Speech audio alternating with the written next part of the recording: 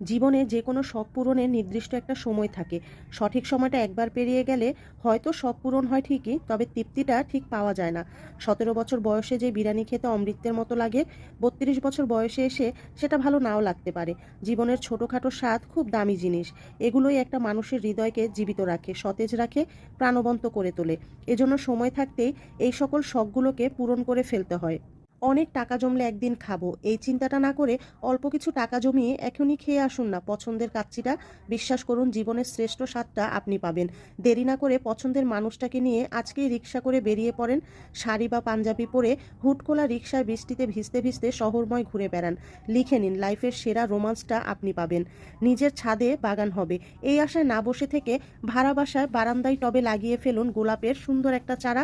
টিউশনির টাকায় কম দামেই কিনে ফেলুন বাবা মায়ের জন্য শার্ট বা শাড়ি, হোক না সেটা সুতির। শখ পূরণটাই বড় কথা। মনে রাখবেন, একদিন সব হবে।